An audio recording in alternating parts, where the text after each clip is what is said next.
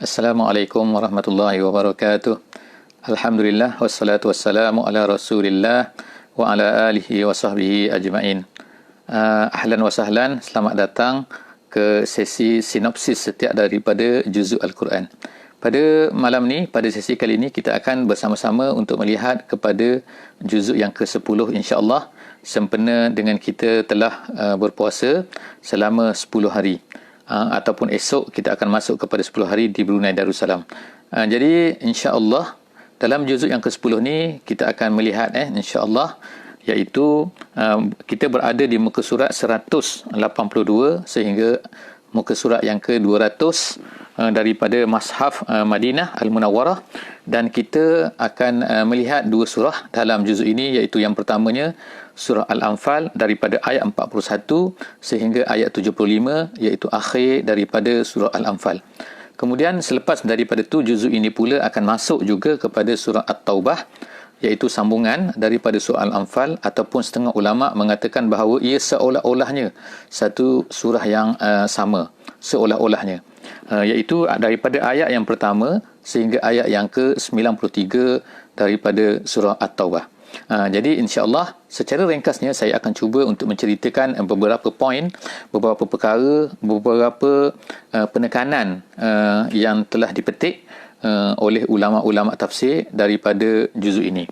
Yang pertama sekali ialah juzuk ini sebenarnya terus menceritakan tentang apa yang berlaku daripada peperangan Badar, iaitu dalam surah Al-Anfal.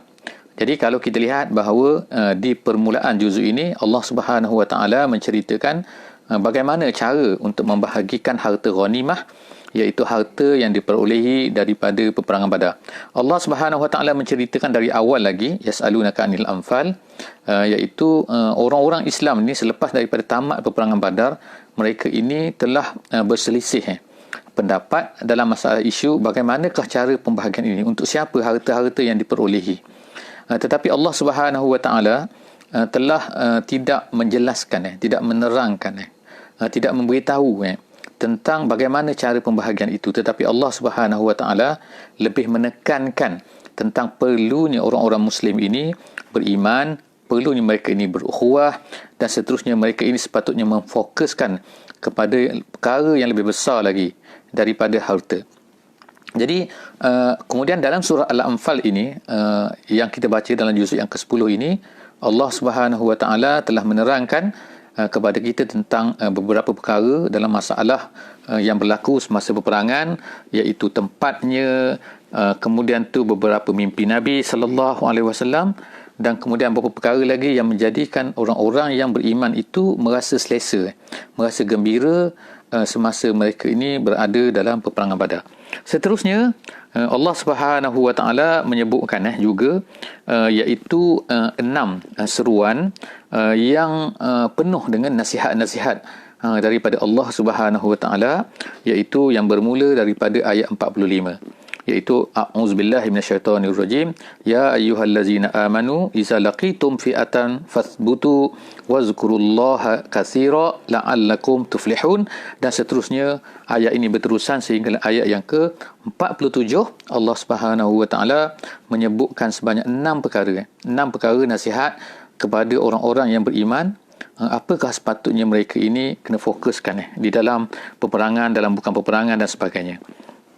Kemudian tu Allah Subhanahu Wa Taala juga menjelaskan bagaimana cara yang dilakukan oleh syaitan untuk menghasilkan, menyebabkan, untuk membuatkan supaya orang-orang mukmin ini merasa takut.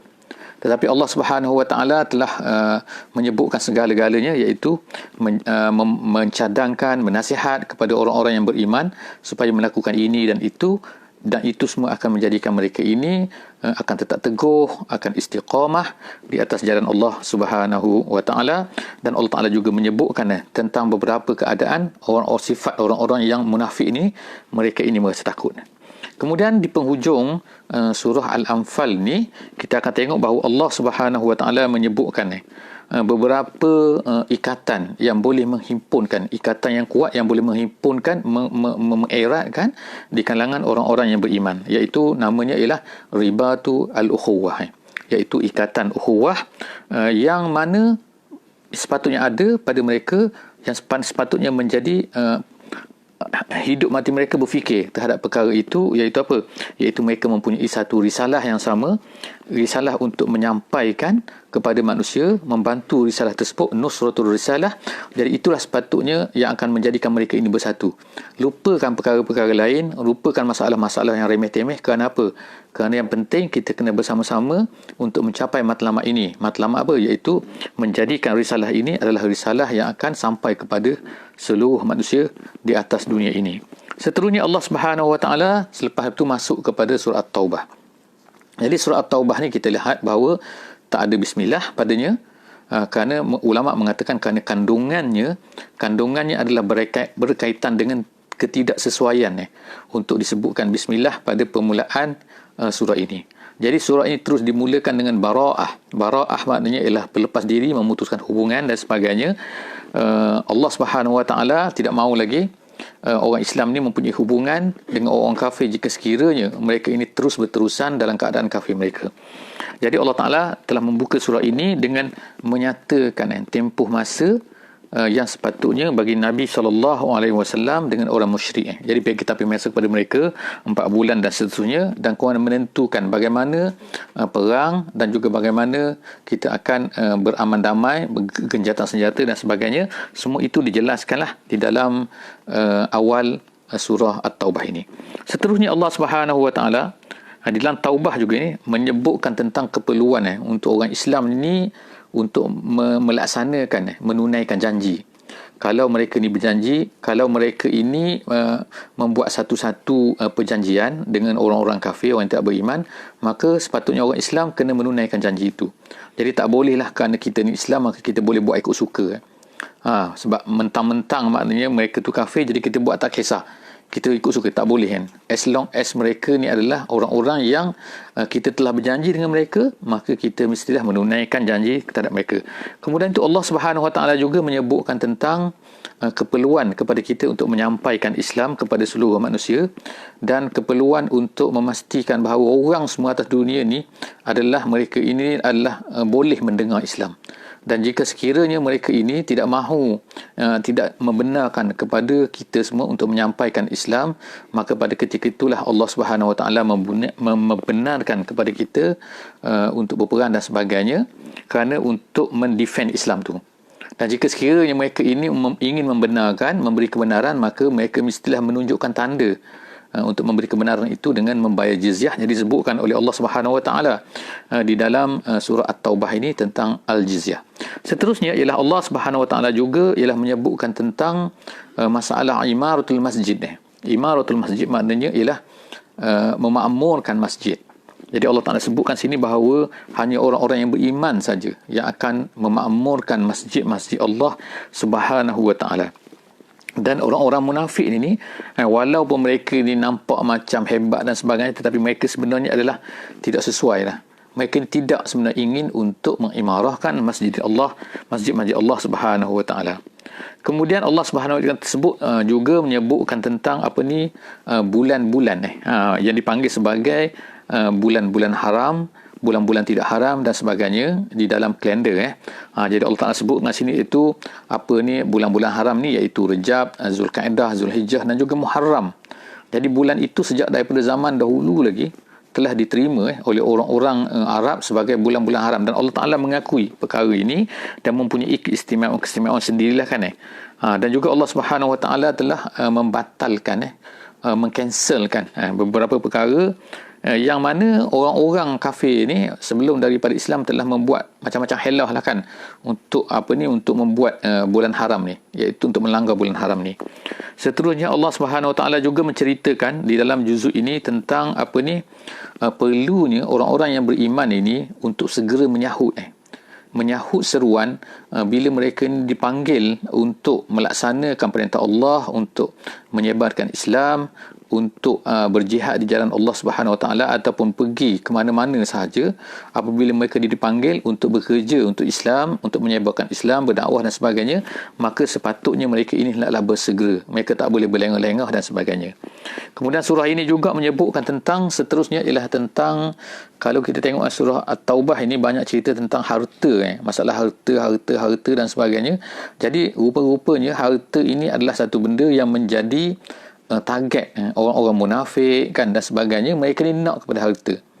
Jadi oleh kerana itulah Allah Subhanahu Wa Taala telah menyebutkan di dalam surah ini tentang golongan-golongan yang berhak untuk menerima harta zakat sedekah, iaitu 8 golongan yang semua kita boleh bacalah insya-Allah di dalam surah At-Taubah, iaitu ayat yang ke-60.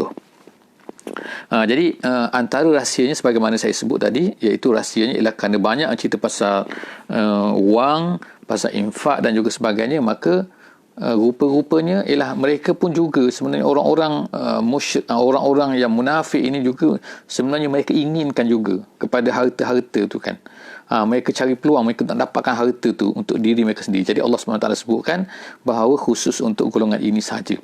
Seterusnya ialah Allah Subhanahu Wa Taala juga menyebutkan tentang golongan-golongan yang kadang-kadang mencari helah untuk tidak mahu mengikut ke medan perang, untuk pergi kepada susah-susah untuk berdakwah menyebarkan Islam di jalan Allah Subhanahu Wa Taala.